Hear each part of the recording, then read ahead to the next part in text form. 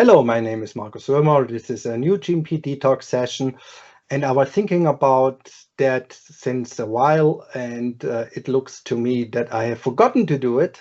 And so today the topic will be to talk about electronic signatures and digital signatures.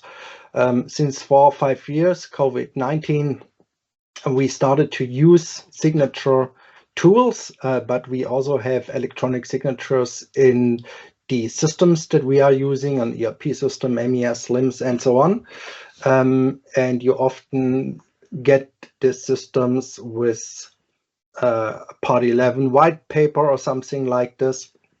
And I would say 50–60% of the information that I read in marketing brochures or even on conferences is basically wrong.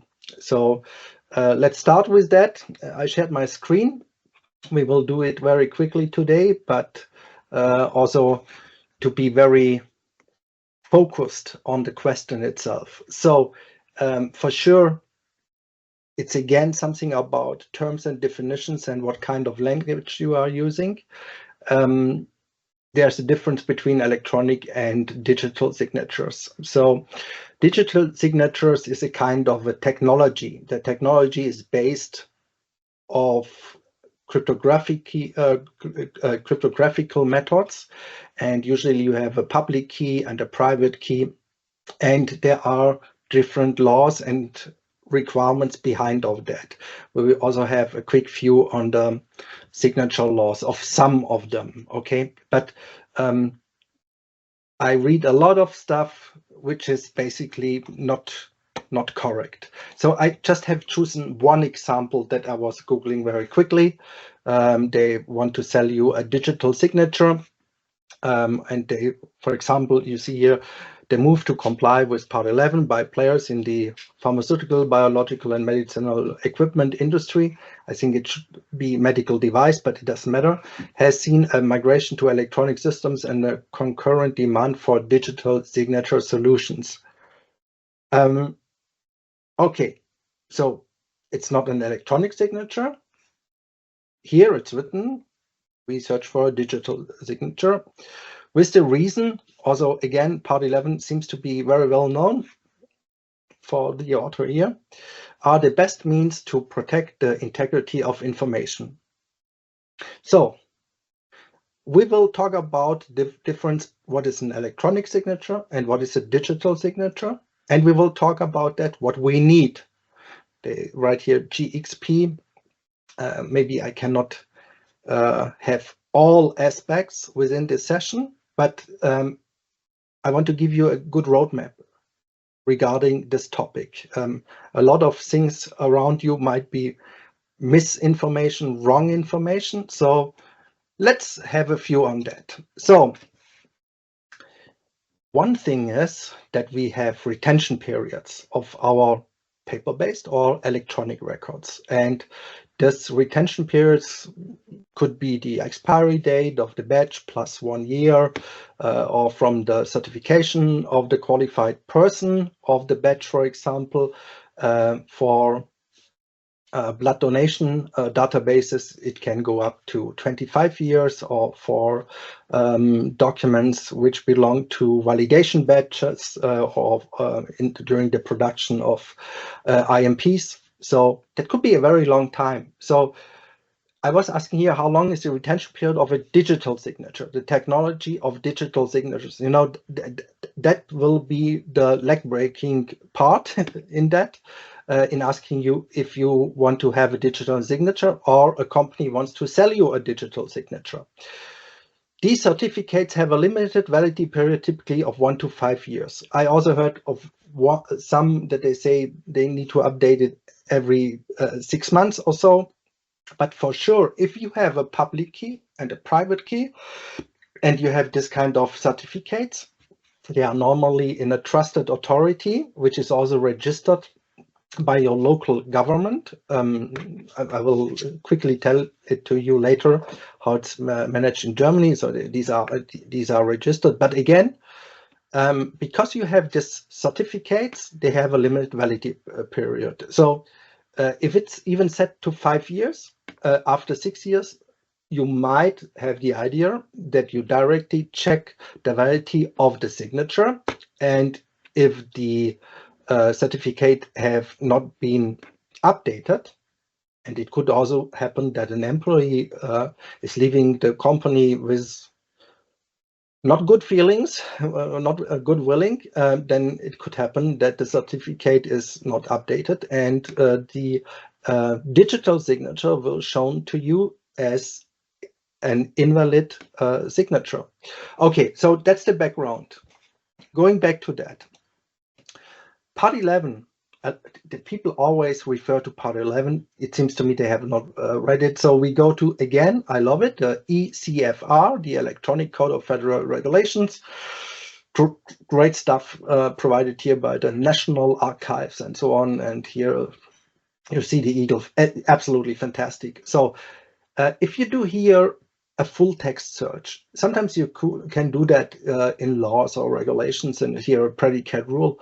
The term digital signature is 2 times mentioned. So first of all, here, that was too fast, sorry. In the definitions, in section 11.3, you also see here electronic signatures and digital signatures. Even if Part 11, we have also a GMP Detox session about Part 11, might be a little bit old school. Again, it's still an applicable, full valid law, predicate rule, which the US-FDA said they want to revise it since 2003. Okay, will happen sooner or later. But again, here, digital signature, what it is, open cryptographic methods of originator authentication. Okay, and you have the electronic signature. And the second time that the digital signature is mentioned, because 1997, they were also talking about closed and open systems. There was still the idea that there might be open systems in your network. I think an IT security guy will have a totally panic attack on that if we would run open systems. Nobody's doing that. But here it's saying then you need to have a digital signature, 1997. So, and these are the only 2 in the definitions, and for open systems, and you don't have any open systems usually, they use the word digital signature. That's interesting.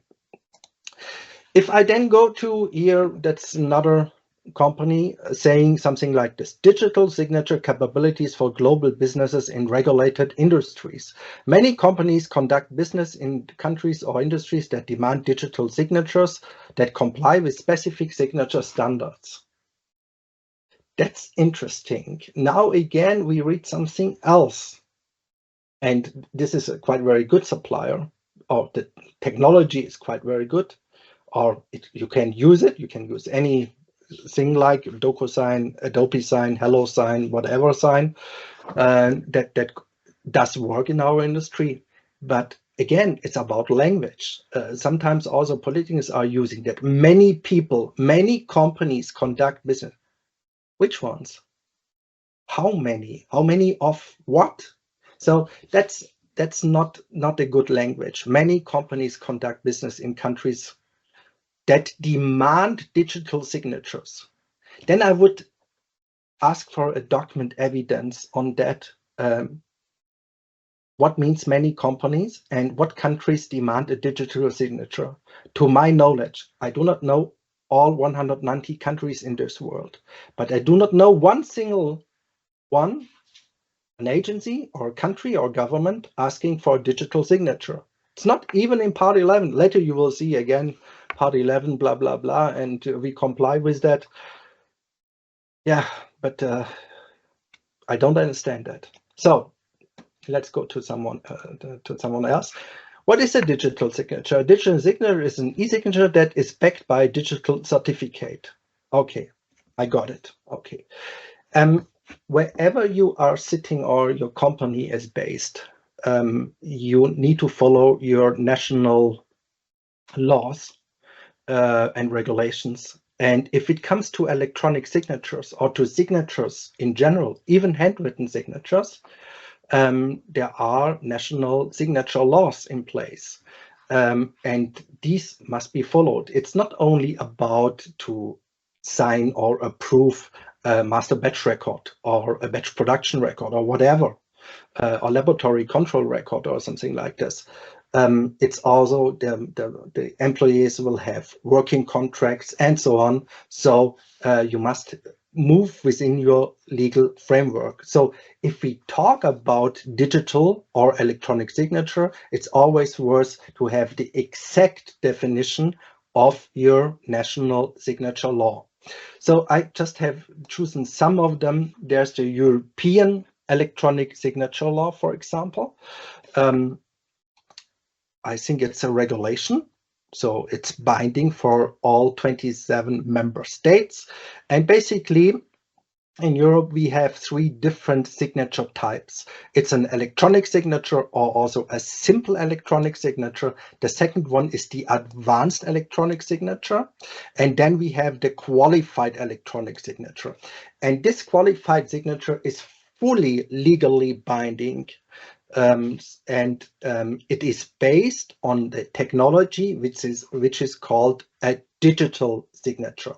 So if you are sending documents to a court, for example, then it must be the qualified electronic signature. Technology, digital signature. If we are now in our pharmaceutical industry, let's say we produce medicinal products and we have a PQS, a pharmaceutical quality system, or you might have a quality management system or whatever, then the people are signing documents within the boundaries of the company. There is no need for such a situation that you have a digital signature. Even if you would work with third parties or with your suppliers and so on, this is a very high level. And again, a qualified electronic signature is also certified, and the public key is also stored at very special and also highly qualified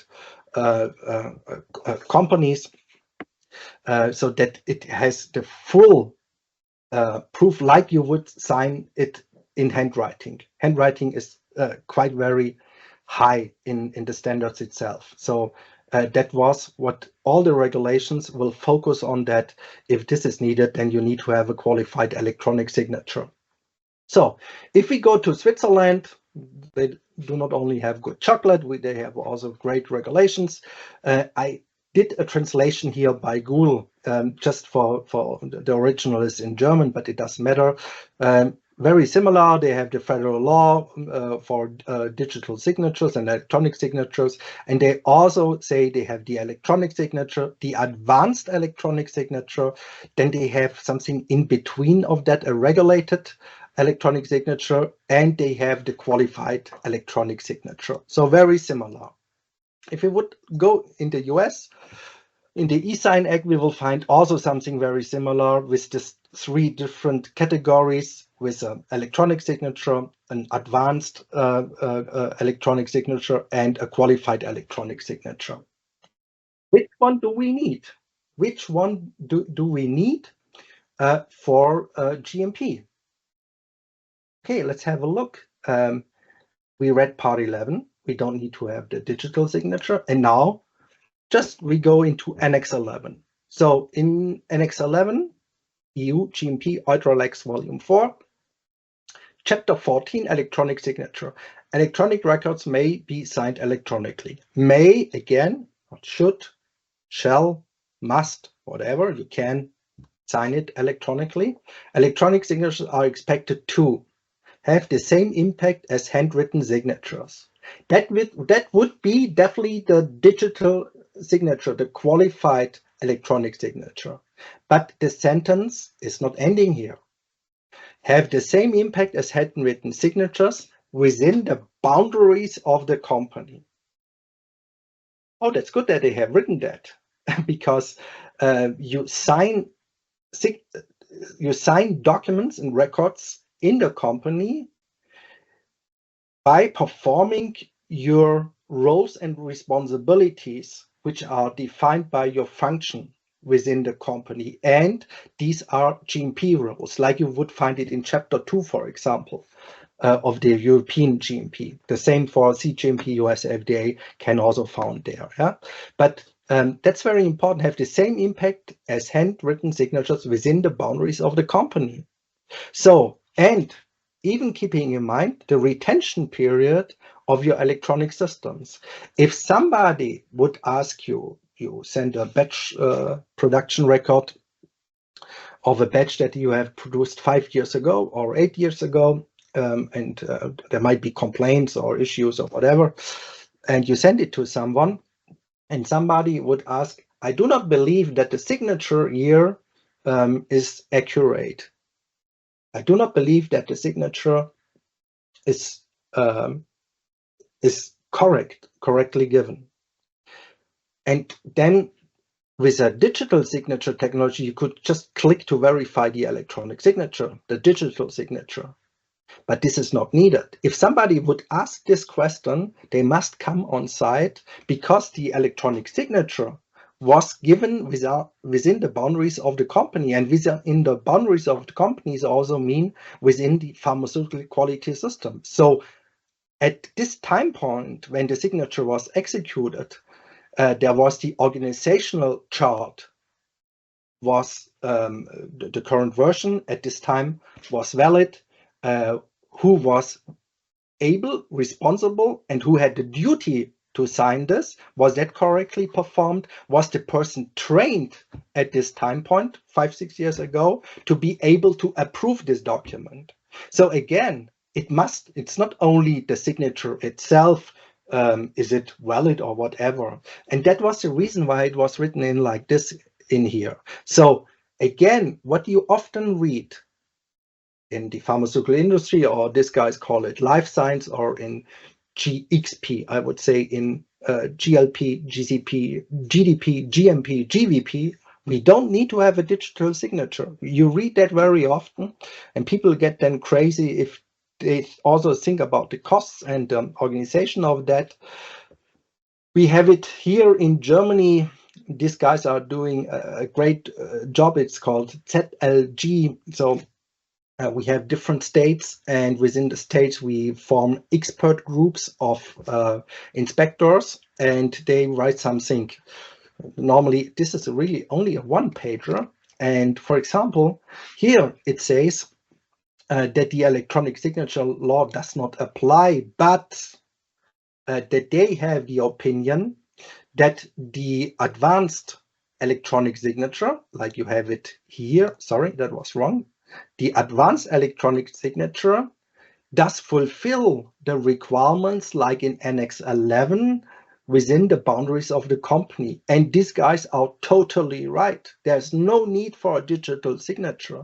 You will not profit from that. The company selling to you, they make the profit, but not you. So again, be very carefully to talk about the electronic and digital signatures. Keep in mind what is written in your local national signature law. You must always comply with your national laws and regulations.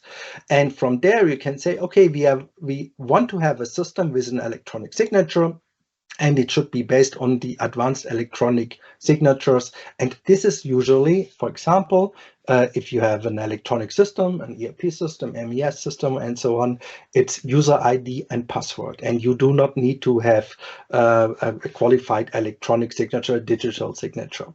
So that I wanted to do it short, and I was not short again. So maybe the topics are too complex. So I hope you found it anyhow very interesting, and you enjoyed it. I just was thinking about it's needed to do that because there's a lot of wrong information and people want to sell you whatever.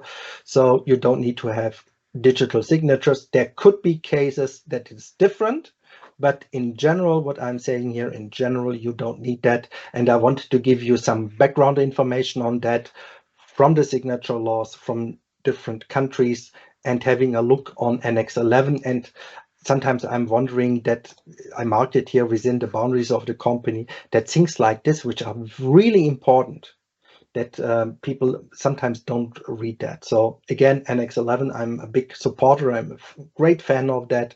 Very well written within the boundaries of the companies. So now within my boundaries of here of the company, I will start to drink a coffee now. And please feel free to subscribe and to give me a like. Thanks so much. Bye-bye.